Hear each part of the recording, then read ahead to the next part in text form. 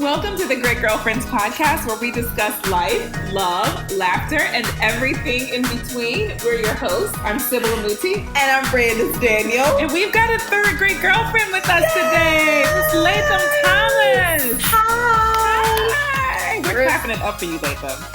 Oh my God, I'm so glad to be here. Thank you for having me. We're so excited to have you.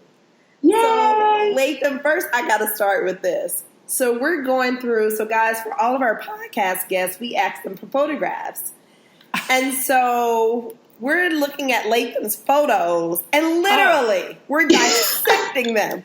Oh my God, where'd she get that lamp? Oh my goodness, those throw pillows are amazing. Oh, we're blown. We were blown. She is the fanciest ever. I cannot with you guys. I want to be the wallpaper in your bedroom because it is everything. Thank you. The light fixture in your bedroom is beyond amazing. We couldn't even see the whole thing, but there's like a feather hanging. Yes, it's like a dream catcher. And so it's like some feathers hanging off of it. So I said, Sybil, there's feathers. What is this feathers? So we process. We're going through the pictures like these are all amazing. She is so elegant and beautiful and fabulous. Oh my God! All of which you are. Yes, I'm trying to show up now. These pictures. I'm telling you, we have to. We're going to share all of them. Yes, we should. You might be the first guest to get 3 covers. Like yeah. They are so amazing. Beautiful. So beautiful. Amazing. Wardrobe and all. So it would probably be highly inappropriate for us to come over and be like, can we shop your closet for like... Please come over here and do that. I think that my family would be happy. Oh, Lord. Well, everything. This is so overdue. Yeah, it is. This is the podcast before the dinner. This is That's right. The podcast before I love dinner. it. You guys are a year or 2 overdue, right? Yes, we are. But this is how God works. Yes. And Latham, before we got on the podcast, guys, we actually had like a 30-minute catch up. Right. Me, Sybil, and Latham. We actually did the podcast before the podcast. We did. And then I'm like, wait. Because she was dropping way too many gems. And I'm like, we have got to save this for the podcast. I know. We kept a little bit for ourselves because Latham, so, everyone in the world just lives by your Instagram. Like we all live by your Instagram. Is so vibrant. It's so rich. It's so pure. It's so radiant. And so, when we got on with you and you radiated all of that verbally, it was just, we were just lost in it. We completely got lost in the conversation, didn't realize, and then something about reality hit Brandis like, wait a minute. We don't have record on. The producer and Brandis we're doing a whole podcast. Yeah. Right. Yeah. But it was my God. Cool. So thanks for feeding us. Now you get to feed our girlfriends. Oh, I'm so glad to be part of the little girlfriend circle right now. Yes. You've been such a virtual part of it now. Like, girlfriends, you get to, it's one thing for you to see someone living their story and you kind of touch it from afar when you're on social. And then there's, so many people say social's such a lie and there's no truth behind it. But we get to have conversations with the realest of the real of women who are sharing their truth and the evidence of it. You know what I mean? And so this series that we're in right now, Latham, is all about pivots. And we're talking to women who have learned how to take whatever they've been given by life and make it into something meaningful and valuable and take the twists and turns. And your Instagram story is so reflective of all things beautiful. Wow, thank you. Whatever the mess is, there's beauty in it, and you express that. And so, like I said, we get a chance to get these women on the podcast. Yes. And, share the story to all of our women around the world that this is the truth. Like, there are women who are living it for real, in all seriousness. We're not void of great people. We're not void of great stories and examples. We have them. And so we're really honored today. Seriously honored. We are. I am. Are you kidding? It's like, I think we're just having a mutual love fest right now. We really are. So yeah, I'm honored to be here as well. And I think, to reiterate back to you that I just believe that, watching you with just each person, all the love that you put into the podcast, and bringing yourselves and your relationship that you have, the friendship as like the nexus, right? And that sort of energy that you come together with. And then the person that comes in that gets to kind of come into this like love fest and be swaddled in the love of that you have as friends, I think is so amazing. And then to also see how you bring it into life in terms of the conference and like all of the, should say like everything that trickles off, right, of your love for uplifting women and bringing that to life for people is so important and so powerful. And I'm just so honored to be like a little tiny part of this constellation you've created for everyone. And I think that, you're right. People always talk about how, social media isn't real, or there's a lack of stories, and there is not. You're right. Everyone has a story, but I also think that there are certain people who are gifted in helping to shed light on those stories, and also helping to create a safe space for people to share their stories and to be vulnerable and show the places where they've found strength, the places where they've, seen failure and faced it, and also fear, and also how they've overcome. And so I see what your platform is all about is like, creating this safety for girlfriends to come and to, reflect and to laugh and to hold each other and support each other, but also lift each other in your strength and your vulnerability at the same time. And I think that all women really need to feel that they have the permission to be soft and vulnerable and have the support of friends. And I think that in the information age we're in, this virtual friendship, this kind of like, almost like this, it is like this little posse, right? A virtual posse, the people who show up every week. And that for them is like being, like you said, on the couch with your girlfriends. And so whether you have people like that in your life, you can, through the experience of listening to the podcast, you can be immersed in that and also uptake that love as if it was somebody feeding you. So I think that that's a gift that y'all give each other. And so thank you for having me. Oh, thank you so much. Oh my gosh. Oh, I know. Latham. So we love to just talk really casual in the beginning because we want to know what you do this weekend.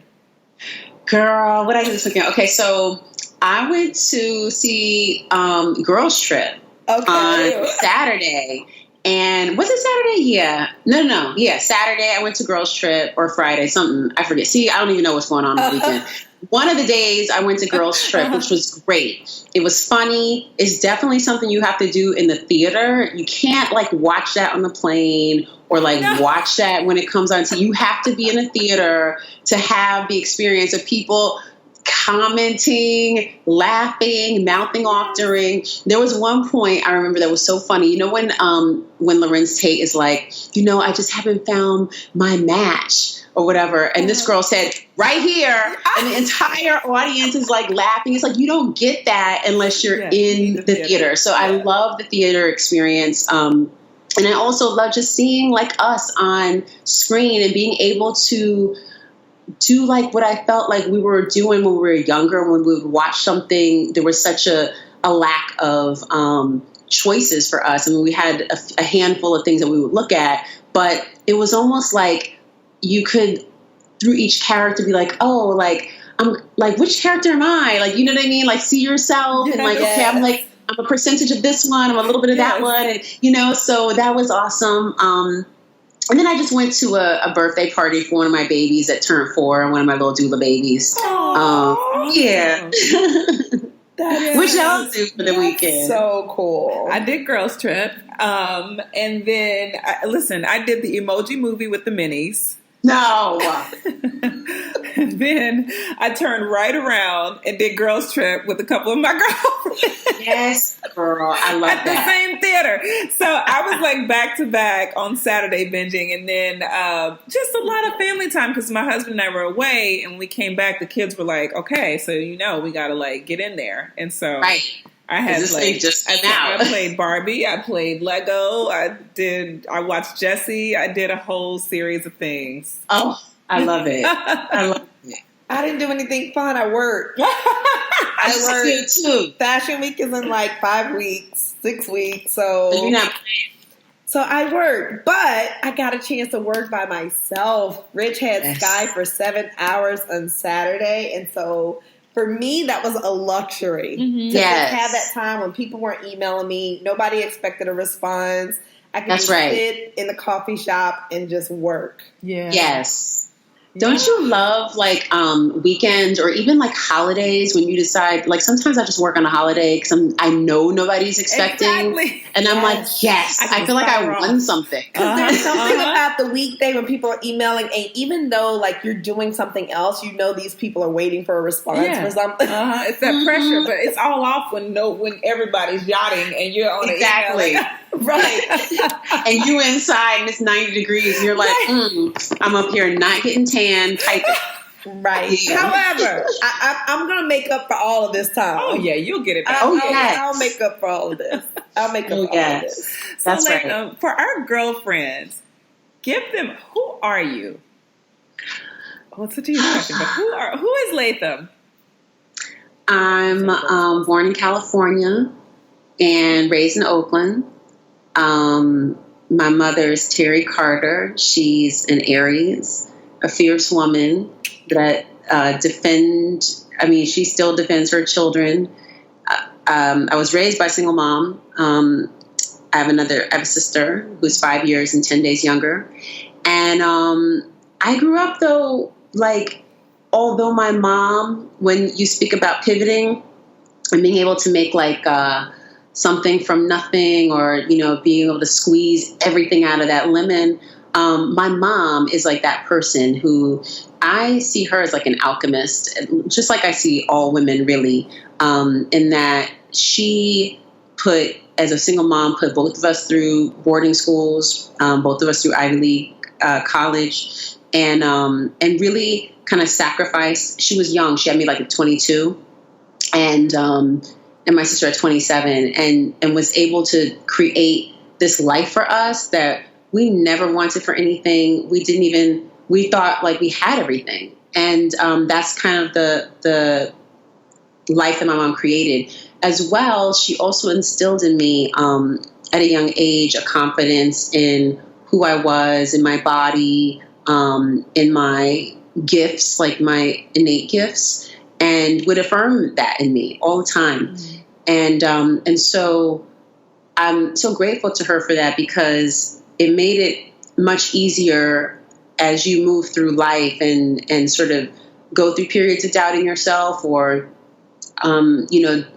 your growth spurts and your spiritual growth spurts and stuff. It was like, I had certain things that were like, checked off the list, you know what I mean? That my mom, handled so that I wouldn't have to handle it later. And I'm so grateful to her for that.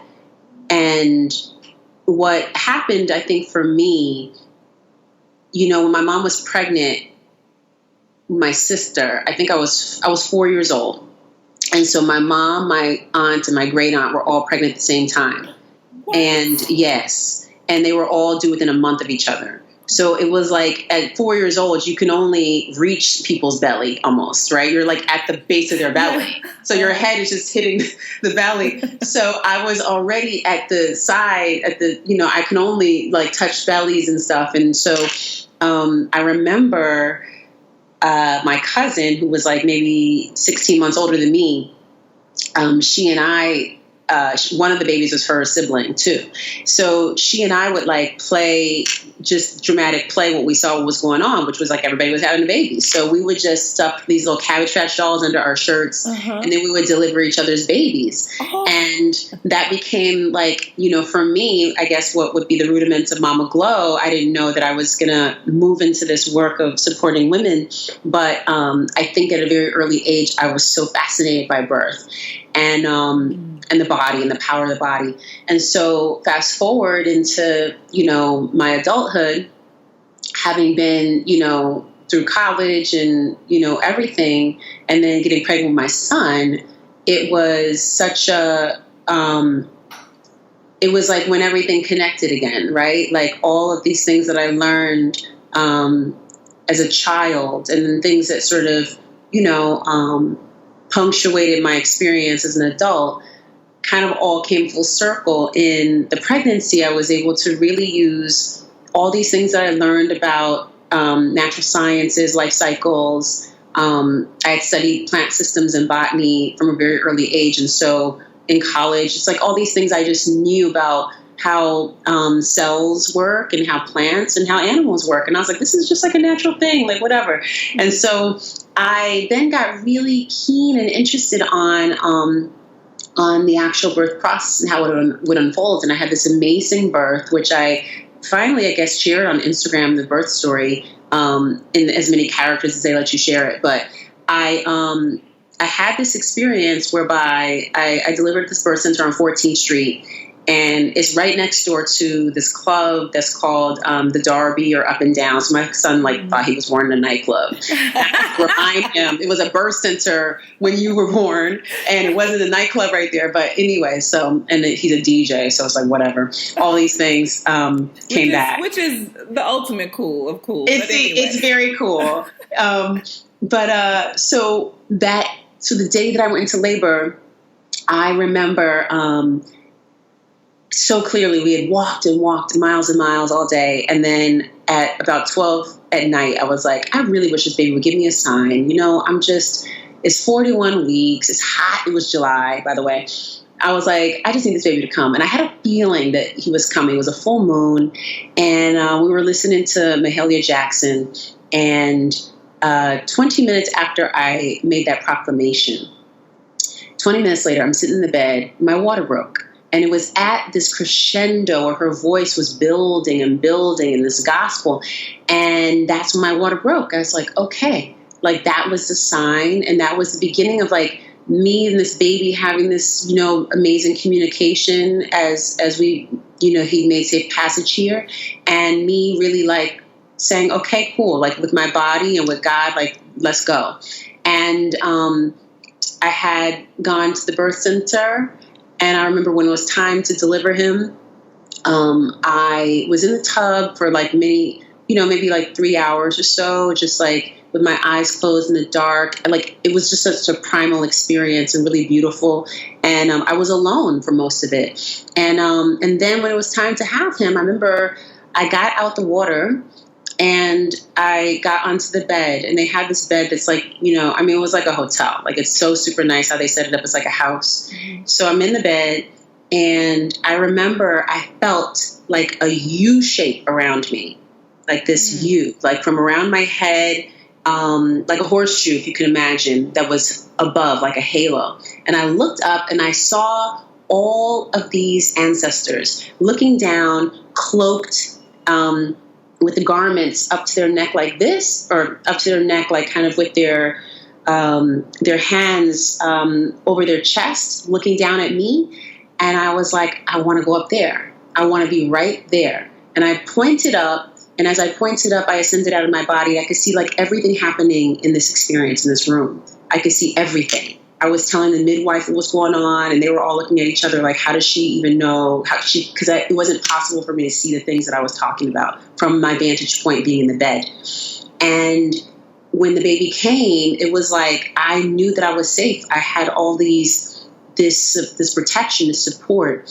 And then when he was here, it was like right after, minutes later, I remember I said out loud, I have to protect this experience for women, because nobody ever said that if I was able to have this template unfold the way it's meant to, that I could connect with this higher aspect of myself, that I could maybe have this type of experience. People weren't talking about this. They were saying, oh, it's painful, it's this, it's that, all the things that they say to like make us fear our bodies. And I had the completely opposite experience. And so whatever it was going to be, whatever the outcome is, really my work is about helping to protect how the woman recalls the experience, that she feels safe, that she feels security, that she feels a sense of being unobserved, that she feels powerful, that she can cross this threshold and come on the other side of it with something she didn't have when she started, and that she feels magical, and that can nobody tell her nothing. Like when she gets to the other side, it's like, I'm here, I made it. And also, like, that's our hero's journey, birth, and it's being taken away from us. And what I see is that this maternal satisfaction, the sense of like, I did it, I can do it.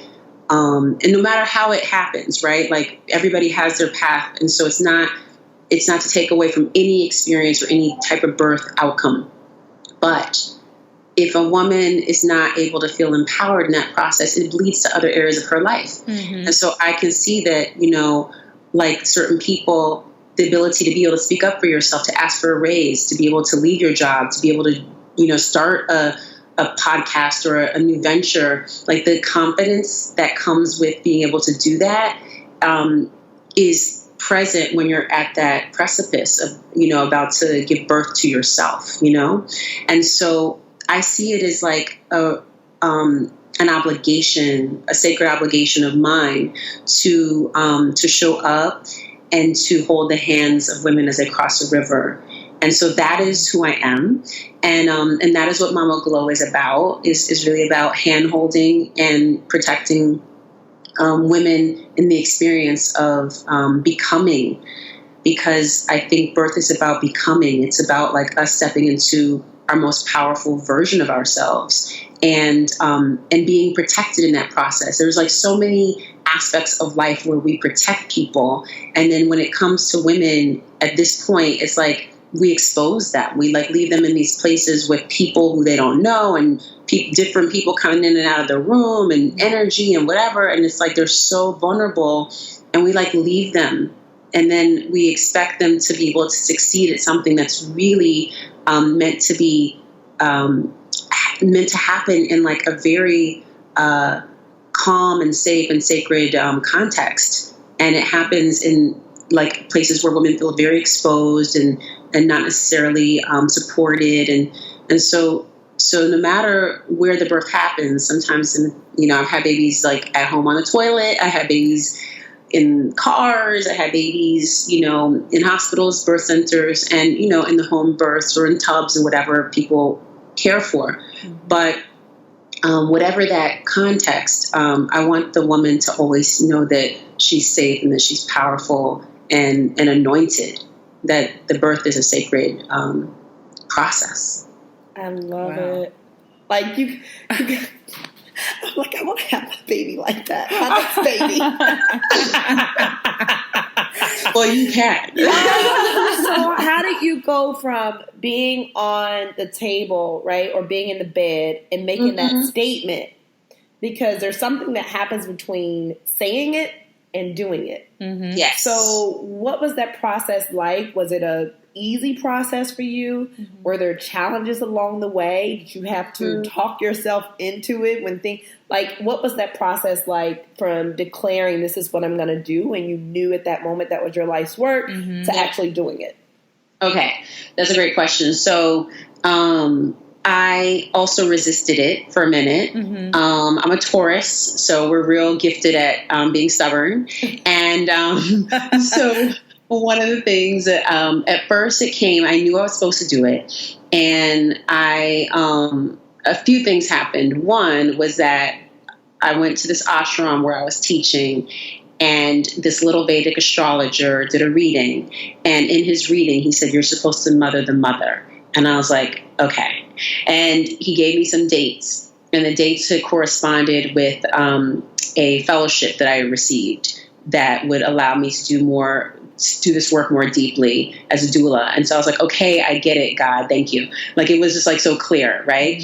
And, but in addition to that, I think that, that was like the thing that pushed me over to like, obviously follow through. But there were definitely, I think, just like impediments in life, like having a small child, having a partner at the time who put like a lot of the onus on me as far as, your child is awake, like you better attend to your child. Like, it was never like, I mean, he literally, like, I don't think he changed maybe like 5 diapers in the time that my son was wearing diapers. He probably changed like 5. Like, it was very much so like, this is your baby. Like, I'm here to provide, but this is your child. And so it was like a dynamic that, I wasn't expecting upon birth. But it was one that was put in place to control me. And so once I kind of like was growing into my womanhood, I started to see like, wait a minute, this is going to keep me from being able to expand in the ways I'm meant to. And this is not going to be able to last, And so although I knew that, I was afraid. And so I didn't pursue the business really full on until after I broke up with my son's father. And it was then that I realized that once you have, how like if you don't have any deadline or anything sort of looming over you, you just kind of relax. There's no pressure. But suddenly when there's pressure, it's like, here come the diamonds, like suddenly it's like you can create something really incredible. And you're like, God, where was this? But it was like, you needed the pressure. And so it was like, once he was out of the picture, I shouldn't say out of the picture because he's in the picture, but once he was out of my life in terms of a relationship, then I was able to like do the work. I had like the mental capacity. I had like the inspiration. I also had the very real bills and stuff. Like my son needed shoes and his little, nursery paid for and all these things. And so I had to actually make money. So it wasn't like, just like kumbaya, sitting on like, a yoga mat all day and like doodling and figuring it out. It was like, no, girl, like you need to sign some clients. You need to do this. So it was like, it was a really beautiful balance of both things, which I think is critical because if you have too much where you're just like free and there's no tether and you can kind of just like, yeah, like, let me take my time and figure it out. Like, it's too languid. Like, you don't anchor yourself and actually, start working or launch, right? And then if you're too stressed, like if you really have this sense of stress hanging overhead to the point where you do not know, like to the point where you feel like your life is being threatened, because the actual composition of the brain, when we are under stress, under financial stress, a brain scan looks the same as somebody who thinks that their life is in danger, like that their life is threatened, like they might die. It's the same brain scan of somebody who's under financial pressure. So for women, that's even more pronounced because of how we're oriented towards resources, because we have young, right, that we have to protect. So we're oriented towards gathering resources so that we know that we're safe, that we have security, and that we could thrive, right? And that our kids are going to be good and everything. So if we don't feel that, if there's a threat to that, then we cannot actually use any of our really good cognitive energy to focus on dreaming, because you don't have, it's not available to you, right, because you're too focused on survival.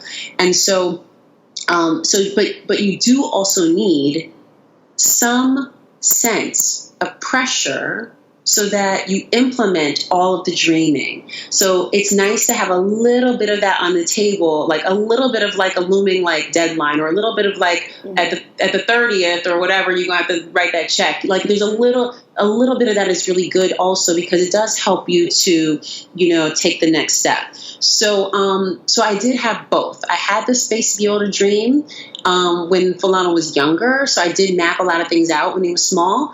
And then I was able to implement it under pressure. And so I'm grateful for that. And also for using his nap time as my dream time, which I think is so critical for like new moms and people who feel like, oh, I don't have the time to do it, or I can't, or I'm a single mom, or whatever the different excuses that we make. And I don't want to say it like as if I'm better, but we all say these things as if we cannot do something because we're afraid of like what would happen if we actually did it. We would change our entire story. Yes. So instead of saying, oh, I can't, like figure out how you can. Like who is in your sister's circle who can watch them babies so that you could actually go, apply for the loan, or that you could go do the classes, or whatever it is that you need to do. We have to start figuring these things out and using our ingenuity to make solutions, right? Yeah. And I think it all does come back to community as well. And so I was really blessed to have like my son's grandfather, who's like his best friend, and girlfriends who I had, like friends, all these like aunties and stuff. Like every time I post something about Fulano, I see somebody like, girl, I remember babysitting him, or I remember this, or, everybody always says something because people showed up and was like, okay, you need to go do this. Okay, I'll watch them or whatever. And so I'm grateful for that because I could never have done it without that. And so it was definitely a challenge to implement. It wasn't like the easiest thing. Some people think like, oh, this was overnight, and it's not. It's something that I worked. I tilled the land, I weeded, I planted seed, I watered, I prayed, I sang, and, came every day to water and watch and see. And then as something grows, we have to remember that you can look at something every day and put attention to it. And, there's no fruits, right? It's just your belief. Mm-hmm. And then you show up and then one day you see something that comes up on the surface, but you have to understand that under the surface, in the soil, there's like an organic internet of root systems that are anchored. And whatever it is that you planted, it already is. It's already there. It just hasn't come for people to see. And so it's like we have to...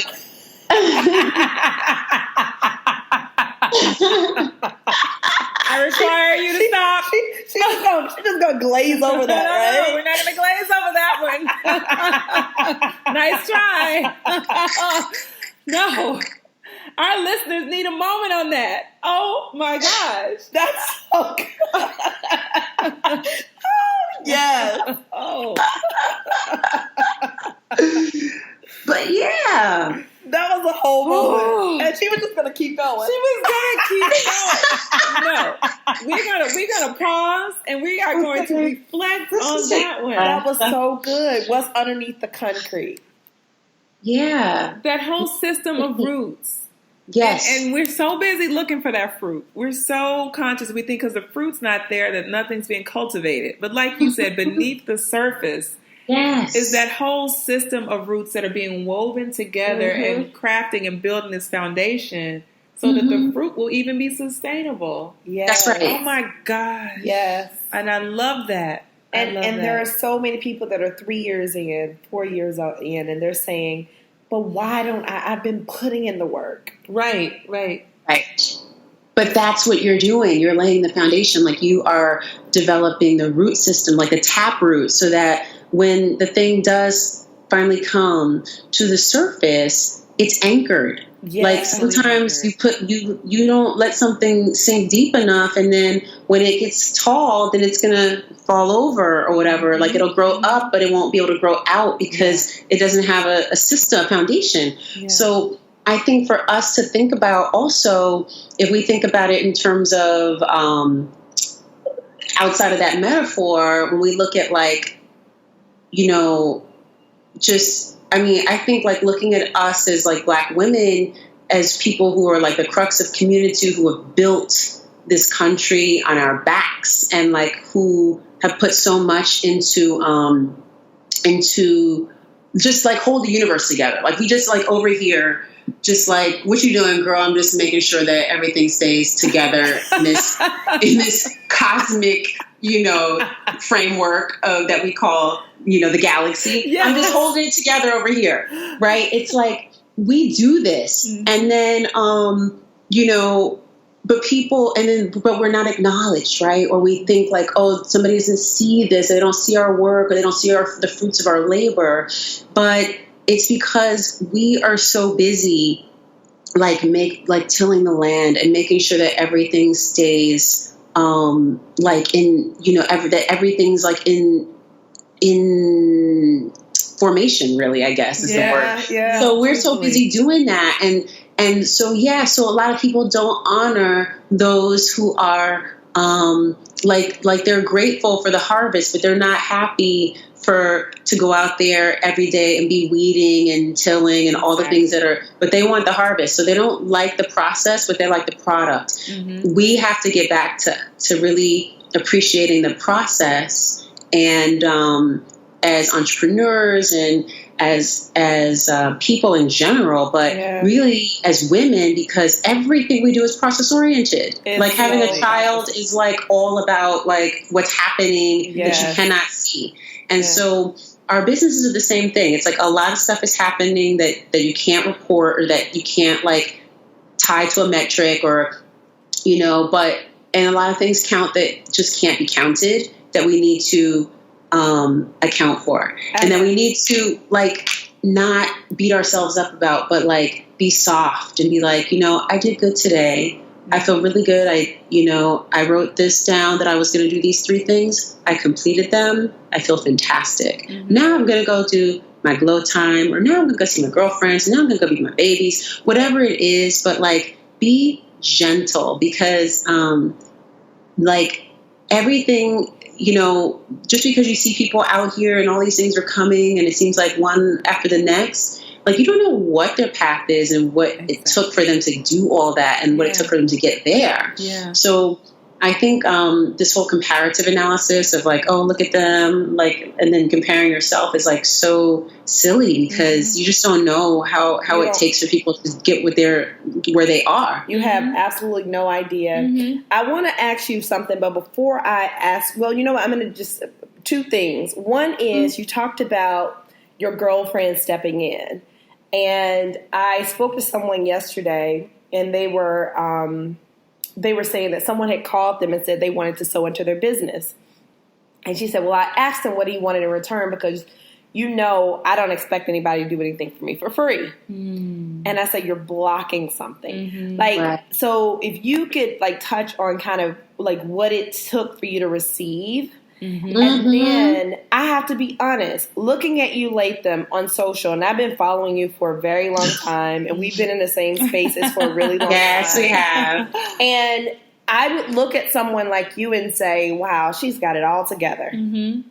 Oh my gosh. Girl, somebody got it all together. So no, I'm just saying, and we do that as women though, all the time. We do. And so I want you to, once you finish talking about receiving, what are some of the challenges that you had to overcome in building your business? Oh yes. So, first of all, I think I still have to challenge myself with being able to receive. Mm-hmm. Even around having this new book, it's you have to ask for help. You can't buy all the copies yourself, So now I have to be oh, hey, do you have a podcast, or can you read an article, or, I have to ignite my community. And that's a challenge, right? Because I'm always the one people are hey, can you help me with this? And I'm sure. And so now I'm can you help me? Oh my God, pretty please. Right. So there's that, which, I think though, for me, I think there's always you get past one thing, and then there's a bigger hurdle, and then a lesson on the other side of that. Mm-hmm. And so I would say, one of the biggest lessons and gifts that I think that we could all give ourselves, no matter how your business is set up, is an advisory board. And if you do this in your personal life as well as in your professional life, it'll it's good, because one thing that it does, you have people who are already cheerleaders. You have some people who are more, not doubters, but just more whatever realistic is called. I always think realistic is always correlates to being negative, because I always see people well, I'm being realistic. I'm no, you're being negative. But you need people who are, who see a full scope and who aren't like so charmed by you, who can just tell you their truth and what they see from their aspect of a business that they can bring to the table in terms of experience. Not like their doubt of you, but like more like, here's like a landscape and here's kind of what I've experienced, or here's what I kind of see. And so let's unpack that, right? Not like, oh, you're going to fail. You don't need that. And then you have people who are from various types of backgrounds, right? So like if you're in fashion, you should have people who are in like finance and people who are in, design and people who are in also fashion, but people who are in law, people like all these different areas, right? So that you can have a robust amount of voices that speak to you and that can help you in different ways with different things that come up along the way. And also you want these people because in the very early stages, things are expensive. So like advice is really expensive. And so legal advice is expensive. Financial, it's like really hard to find a good financial person to sit down with. And so like all these things like cost, but people who believe in you, who are going to pour into you, will mentor or support as part of your like advisory board. So I think that's really key. And then sort of like identifying who these people are really early is great. And then if you're also further along, there might be people that you see, you're like, wow, they have nothing to do with my business, but there's something about them and like what they've created that speaks to me. I just want to have some sort of dialogue. So there's a way for you to also, whether it's from afar or also in the form of mentorship, get people who are supportive of you, who you check in with. And I think that's key. I love checking in with different people who along the way have supported me. And then none of them in my field. Like I don't have anybody in my field really who've supported. So I think that's really key and it was really helpful. And it's also good because people tell you the truth. And sometimes you're like, if it's only you and a handful of other people who think just like you and somebody else comes with a different spin, you're like, oh, let's look at it that way. And then you can always adjust if you're early. And that's the big thing about pivoting, right? It's like being able to adjust. And what you have over larger businesses is that you can make those adjustments very quickly and not waste a lot of money and not really, take a lot of risk, involved in making that pivot. It's like for a larger company, it's like a huge step for them to take. It's like if you imagine a dinosaur trying to make a turn, it's like they knock all this shit over on the way and whatever. It's like when you, like a tiny little mouse turns around, it's like you can spin in circles. It's like you're not bothering anybody. You don't really make a mess. It's like, so it's much easier. So I think like while you have the ability, while you're small and agile, keep these people around who can help you so that you try stuff out. Oh, it didn't work. Okay, next. And you can really fine tune your business that way. And so that for me has been the way that I do things is like, we try stuff, we see how it goes, and then we adjust it, we refine. And then that's how we discover really who our ideal customer is, who, what it is that we want to message, what it is I want to contribute and how we can stay, at the forefront with what we're offering. So I think that's key, but also listening. And I think that these great tools that we have, like social media is a really powerful tool because people tell you what they want right on social media. Yeah. And so you can see, like you can do your market research there for free, by the way, because companies charge thousands of dollars, hundreds of thousands of dollars for this kind of report that you could just go get through, using some different apps that provide you with metrics, through your social media channels. So use that also as like, a listening ear and really understand what's buzzing in your beehive so that you can create something that is authentic to who you are, but also speaks to what the times, what's happening with the times. So just because you like put all this effort and energy into something, you're like, oh my God, this is what it is. And then you put it out and nobody responds. Well, then that's an opportunity for you to then go and listen and then pivot. Right. So I think that those are like the key things that I learned was like that, having that advisory board and then the listening and then like implementing, like right after you get what you need, it's like, now let me change this and see how it works after. You do have to go back and test. And I think that that's, we get so married to what it is that we're going to do that we get like, oh, but I don't want to, like this is what it is. But we have to, I think, really, you have to assess and just really be more soft about like your expectations on how something's going to like hit the world, and be open to what people actually want. Because I could all day like dream up something and be like, this is what it is, this is what women want from me, and then they could not buy, and then I'm like, oh, okay, right. So I think like part of it is really knowing who you're speaking to, because if you do, then you can say with security and be firm and be like, this is what my audience likes, this is what they will buy or not buy, this is what, and you can be really firm in meetings, you can be really firm in agreements, you can be, you can also make demands because you really know who it is that you're speaking to. Absolutely. And that's important, right? Yeah. Mm-hmm. So let's pivot to this book. Yay! New book. How did you? So this book, which is so beautiful. Yes. Oh my God! Thank you. Can you just give us a little snippet, like a little taste, sample, just a little sample? Okay. Of what, how this book came about, and what do you want women to get from this book? So, okay, this is so hard. This book came about. How it came about was really, I wanted to create an experience, much like how I am as a doula, how I hold people's hands when I'm in the birth experience with them. I wanted to create I didn't write it with this in mind, but I did want this to be how it was received, which is I wanted people to feel like I was holding their hand, or like they were sitting in a room like we are right now, having this conversation. Yeah. I wanted them to feel that level of safety and that level of friendship and rapport, and also a firmness that's required for people to feel like they can take a leap, right? So I wanted to speak in a way that women would feel comfortable, but also give her things that like she's not getting in other places. And I think like right now we're in this really interesting space and time, right? Where people are really about like leadership and like women go, yeah.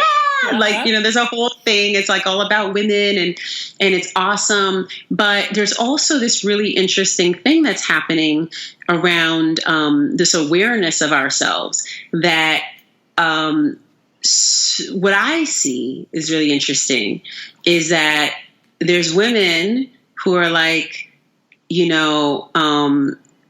kind of bringing these ideas of like, let's hustle, go, kill it, slay, but this kind of like aggressive, male-oriented energy into what's inherently a female process of being creative, And the feminine process of creating, which everybody has access to, not just women, obviously, is about nurturing and sustainability and softness and expansion and growth. And it's not about slaying and slow roasting and killing it. It's not that. It's the opposite. It's slow and it's about cultivation.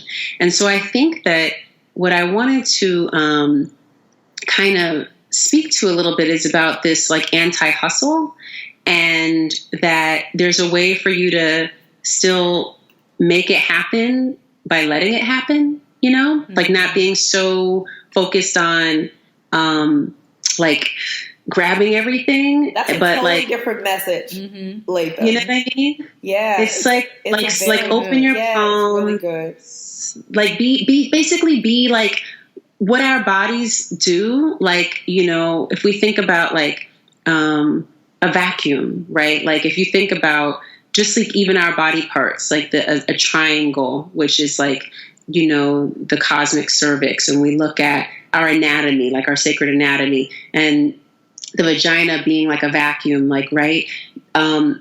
the black hole being a vacuum in the galaxy, if we think about the vacuum that we can create in terms of energy by just being still with the thing that we want, the thing that we're cultivating, the thing that we're growing, that we're watering every day and weeding and whatnot, that we're staying focused on just that. Like, you don't have to like go crazy networking and go out and hustle and do all these things. You can just do that work, and like everything that you want will just show up. Oprah will come. Everybody will come. Everything will come. Mm-hmm. So it's like, we don't need to be telling women in this way that I feel like they feel so like, anxiety driven around going out and making it happen. Like, they actually feel better to do the things that they love and focus on the work and go in and reflect and be like, okay, I'm tired. Let me take a nap. And, doing these things that feed them rather than like forcing themselves to be like this. So it's like the antithesis of that message. And it is about self-care as a pathway to empowerment and cultivating the things that we want. And it is about us reclaiming rituals and reclaiming our bodies as sacred in this process so that we can really own our glow. Mm-hmm. Because I think the impediments are the way that we think as a society and that we're pushing women.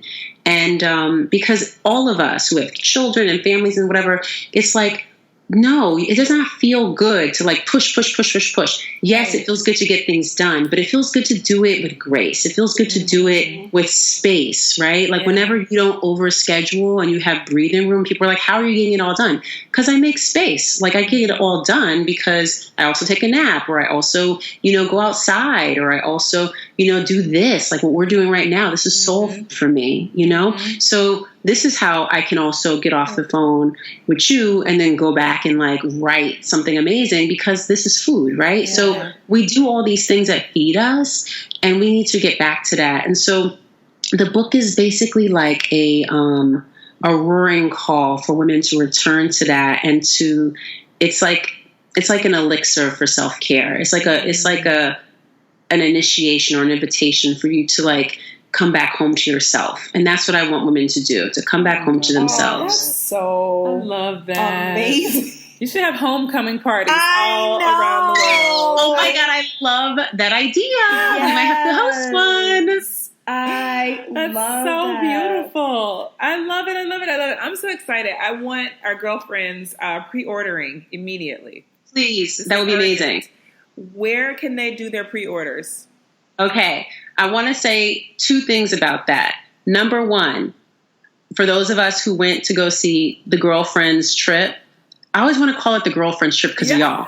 Like I was the girls trip, right? Okay, so one thing about that movie, if we can think about what made it successful, obviously there was a formula around who to cast and like what elements to put in, but then there was a whole other piece about like, who's going to watch this, right? Mm-hmm. And so the piece that brought it together to make them succeed was that we showed up. We went to the theaters, right?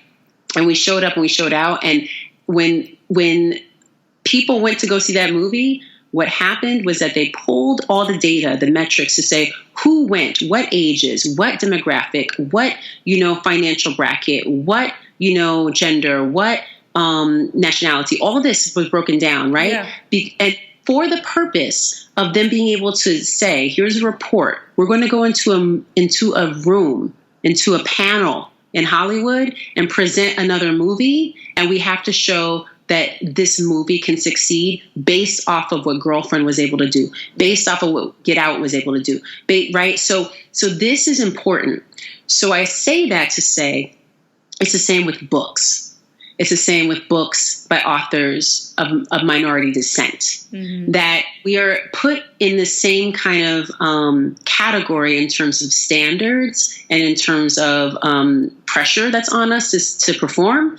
We have the same stuff lying over. They're pulling the same data to see who's going to buy and all that so that they can tell whether or not they should invest. This is not for our counterparts who are writing books. Some of them don't even they don't even necessarily care if it works for them or not. I have enormous pressure to succeed with this book. It's coming out in a time where all the books that are supposed to do well come out.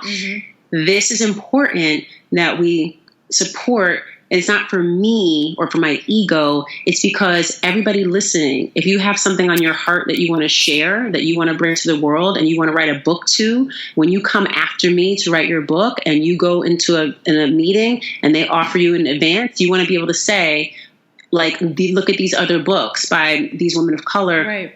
That did so well. Like, I know I deserve more than what you just offered me. Or they can offer you already like a higher amount because they can see like people want to read these books, right? And it's not targeted towards any particular audience. It's for all women, but they don't see it like that. Right. So we have to be the ones to speak with our dollars. And as I know, we got the purse, right? So we can spend the money. And thankfully, it's not a lot of money to spend. It's only $25. So all you have to do is go. And here's my other piece is try to go to your local bookseller, like your local bookstores in your communities. Support them first, because here's why.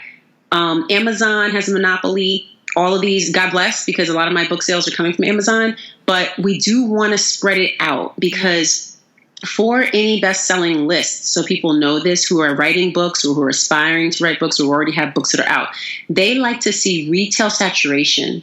So they want to see that you were able to activate people in Kansas and Tennessee and Oakland and Georgia, wherever. They want to see that, but they don't want to just see that everybody went to Amazon, because because like everybody can go to Amazon. That's easy. Not everybody can go to their local bookstore, right? So it calls for us to do a little bit more, to go a little bit further. So what I would say, the first order of business, I would say, is go to your local bookstore or call. If you don't feel like going in, I get it. Call and order Own Your Glow, A Soulful Guide to Luminous Living and Crowning the Queen Within by Latham Thomas. You pre-order it. They will call you when it's available, and you go pick it up. And those sales, even if it's one book that you buy at that one little bookstore somewhere in Georgia or wherever you are, that gets reported to the New York Times bestseller list. And they say, wow, this woman has people from all over the country ordering. Let's look at her sales. And then they can see like, wow, she's performing really well. And that's how they consider people. So the odds are really stacked against us if we don't really activate people, and if people don't feel moved to go buy. So this is really important, not just for me, for every single person that you see that you're like, oh, I love them on Instagram, or I love their show, or I love whatever. Go buy their stuff, because that's the biggest way to show that you support, and it's also the biggest way to show that what we really want to see more of. There's demand. That's exactly. So go do that, and then obviously, if you aren't close to a local bookstore, I get it. You can do Amazon, you can do Barnes & Noble, Books A Million, Powell's, like every place that books are sold, you can order it, and I would be so grateful. And I can sign it for you. I know, I love it, but we don't ever want them to buy just one. I always say a 3 minimum. I'm like, get one for yourself, get one for your 2 besties, but make sure it's selfish to buy just one. So buy at least 3, and it's just something that you can give to your besties. It's a good idea, and we have over 87 countries listening. So 200,000 listeners. We're counting on everyone to just go out and participate. Get in that book, pull some nuggets, share them with your girls, even go have brunch over the book. Yes. And if you take a picture with the book, we will tag that. We will retag that on our Instagram. And we could even give, because I love y'all, and I love that you said 3s, and when you said 3, everything in my life happens in 3s. We're in a 3 right now. And I'm going to give you guys 3 books that you can give to your audience of choice, like just whoever you feel is like really active in your community, that I'll sign. And so we're going to do that for your community. Oh, I love it. Oh, we'll do a contest. Yes. We'll do a contest. Yes, cool. So girlfriends, we're calling you to action, because I love what you said. And one day we'll all be in that boat. We'll want someone to support our work. Yep. And we'll be calling people to support. So let's make sure we show all the support for Own Your Glow. I'm ready to own my glow. I'm so ready to own my glow. You brought to light so many things that I need to remember. The sacredness and creating rituals to preserve that sacred connection with my body.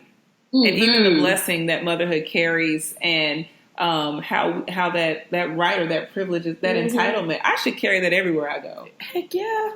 You know, I should not shelf that entitlement. Yes. I should carry that privilege as a woman. Absolutely. And that should be the arch in my back. Absolutely.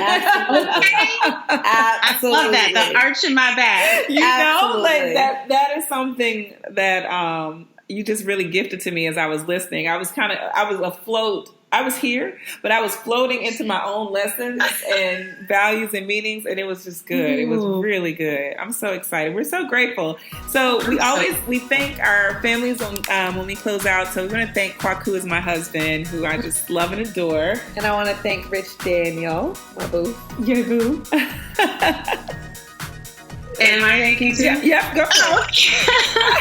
And I want to thank Thomas, my boo. And my child, who has a boo apparently too now. I better not let him hear this.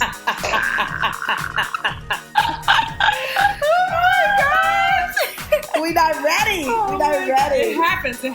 Oh my gosh, it happens. We are so ready for it. Sam and Dilly, thank you. And to Miss Sky Grace, thank you so much. Thank you. Yes, and to our 200,000 great girlfriends from over 87 countries, we are so grateful. Thank you so much for trusting us as your go-to source for everything life, love, and laughter. Make sure you listen every Wednesday on iTunes, Stitcher, Podcast Bean, Podcast Republic, Blueberry, Spotify, and every other podcasting service. Absolutely. You can check us out on our social, on our Instagram, The Great Girlfriends, Twitter, _Great GFS, Facebook, The Great Girlfriends. And please join our Facebook group. We're 16,000 strong. Woo! That's where you can connect with other women. Yes, absolutely. And so please, guys, post your questions online, share with your friends, keep listening, and keep being a great girlfriend. I'm Sybil. I'm Brandis. I'm Latham. Love you. I'm Flo.